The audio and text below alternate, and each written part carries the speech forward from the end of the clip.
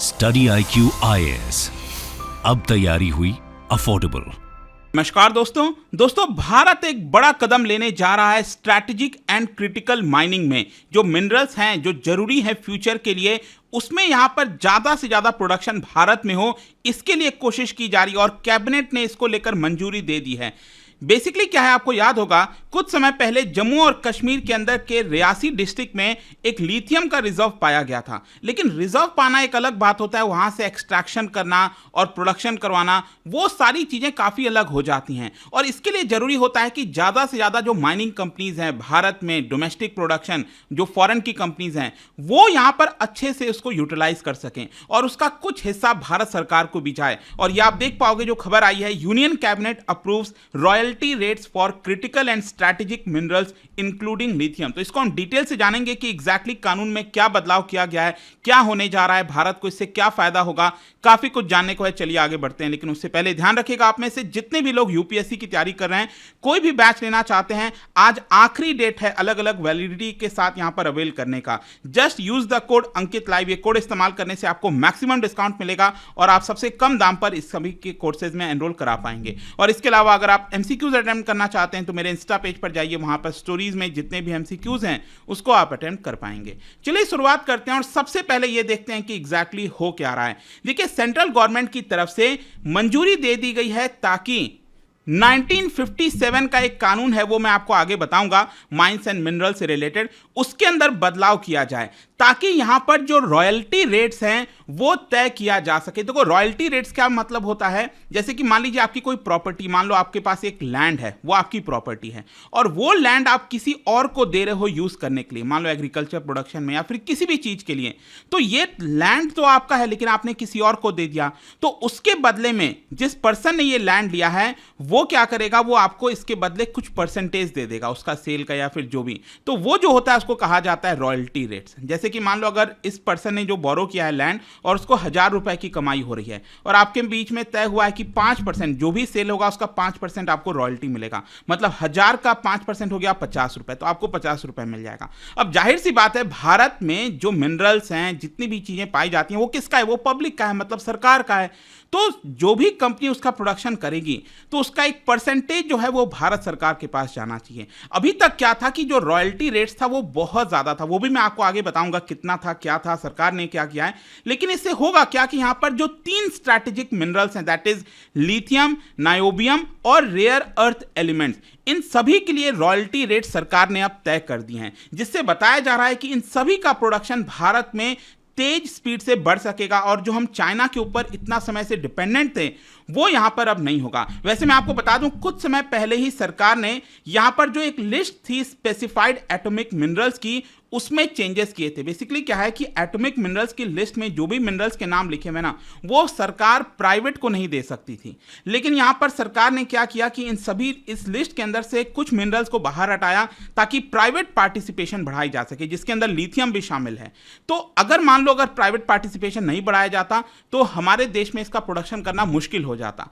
इसीलिए ये सारी चीजें की जा रही हैं। सबसे पहले इन 3 स्ट्रैटेजिक मिनरल्स की हम बात कर लेते हैं। सबसे पहला लिथियम की अगर हम बात करें, आप सबको पता है soft silvery white alkali metal होता है ये, और ज्यादातर आप देखोगे तो बैटरीज वगैरह में इसका इस्तेमाल किया जाता है। लिथियम आयन बैटरीज, जैसे आपका मोबाइल फोन, लैपटॉप, जो इलेक्ट्रिक व्हीकल्स आ रहे हैं, उन सभी में आपको लिथियम आयन बैटरीज का इस्तेमाल होगा। तो इसका ज्यादा प्रोडक्शन हो, और मैंने आपको बताया था अभी शुरुआत में कि जम्मू कश्मीर के रियासी डिस्ट्रिक्ट में 5.9 मिलियन टन का जो रिजर्व है वो रिसेंटली पाया गया था। जहां तक नायोबियम की बात है, मैं आपको बता दूं, ये एक लाइट ग्रे क्रिस्टलाइन मेटल होता है और इसके ऊपर एक लेयर ऑफ ऑक्साइड होता है इस मेटल में। अब इस लेयर से क्या होता है कि यहां पर प्रोटेक्शन मिलती है कोरोजन से, मतलब कि अगर आप नायोबियम का इस्तेमाल करते हैं तो कोरोजन नहीं होता है, जैसे आयरन वगैरह में जंग लग जाती है, वो इसके अंदर देखने को नहीं मिलेगा। फिर इसके अलावा अलॉयस के अंदर इसका इस्तेमाल किया जाता है, जैसे स्टेनलेस स्टील हो गया, स्टेनलेस स्टील में नायोबियम का इस्तेमाल करने से उसकी स्ट्रेंथ बढ़ जाती है। फिर इसके अलावा जेट इंजन, बीम्स, इस तरह के बहुत सारे जो पाइपलाइंस वगैरह बिछते हैं सड़कों पर, आपने देखा होगा, उनमें भी इसका इस्तेमाल किया जाता है। और जो मेन सोर्स है इसका, अगेन यहाँ पर कनाडा, ब्राज़ील, ऑस्ट्रेलिया, नाइजीरिया, ये सब देशों से मंगाया जाता है। जहाँ तक रेयर अर्थ एलिमेंट्स की बात है, आपको पता है चाइना इसमें चैंपियन है। अगेन चाइना ने पूरी एक तरह से मोनोपोली कर रखी है। आपको पता ही होगा रेयर अर्थ एलिमेंट्स की जब हम बात करते हैं तो 17 होते हैं।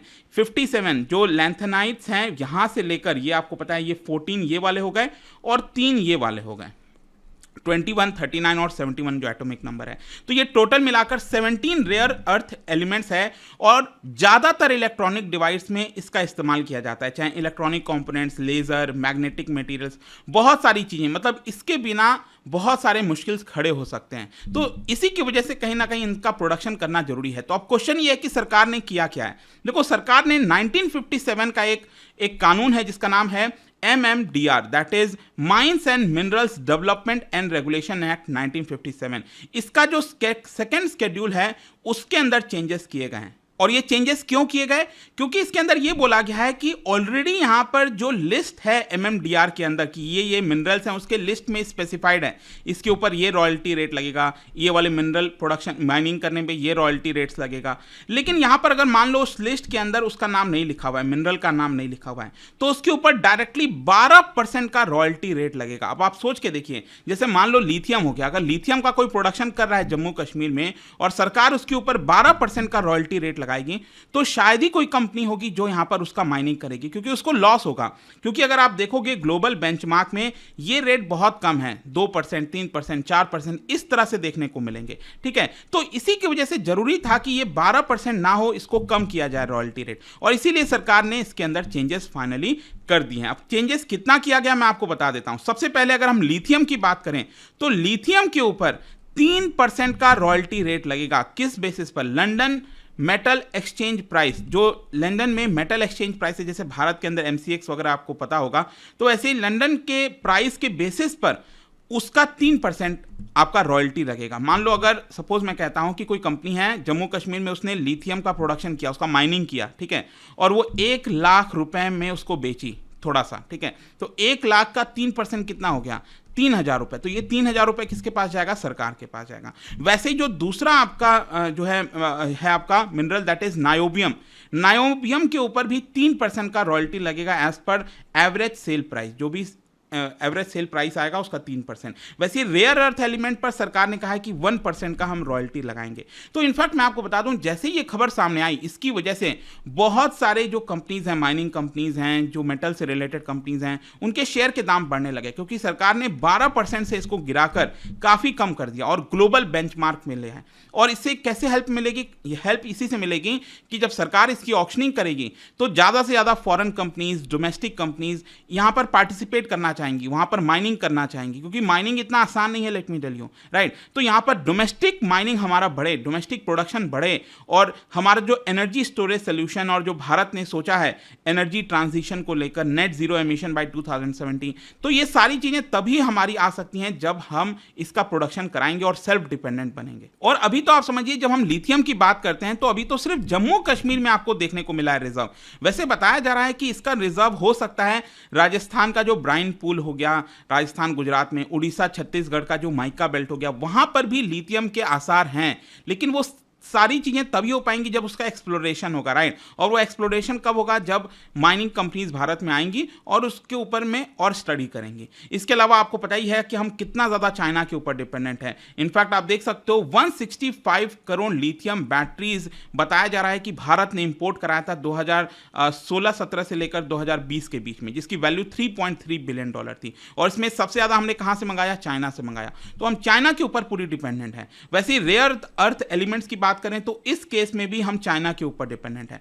तो आई होप कि अब आपको समझ में आ गया होगा कि सरकार ने ये जो चेंजेस किए हैं कानून में वो इतना जरूरी था, और इसी की वजह से लेट्स सी क्या ये प्रोडक्शन बढ़ता है और कब तक सरकार यहां पर इसको लेकर जो ऑक्शनिंग वगैरह है वो फाइनली करती है। और जाने से पहले एक इंटरेस्टिंग क्वेश्चन, क्या बता सकते हो कि इनमें से कौन से लोकेशन में माइका के डिपॉजिट्स नहीं पाए जाते? इन 4 लोकेशन में से इसका राइट आंसर आप सबको पता है, मेरे इंस्टाग्राम पर तो मिलेगा ही, वहां पर अगर आप नहीं हो कोई बात नहीं, टेलीग्राम से ले सकते हैं इसका सही उत्तर। मैं कई सारे जो MCQs हैं वो यहाँ पर स्टोरीज में डालता रहता हूँ। बाकी अगर आपको PDF चाहिए तो टेलीग्राम पर आइए, अलग अलग सोशल मीडिया पर आप जुड़ पाओगे। और जैसा मैंने आपको बताया, यूपीएससी की अगर आप तैयारी कर रहे हो, just use the code Ankit live to get maximum discount. And I hope कि वीडियो आपको पसंद आया होगा। मिलता हूं आपसे next time. Till then, thank you very much, see you soon.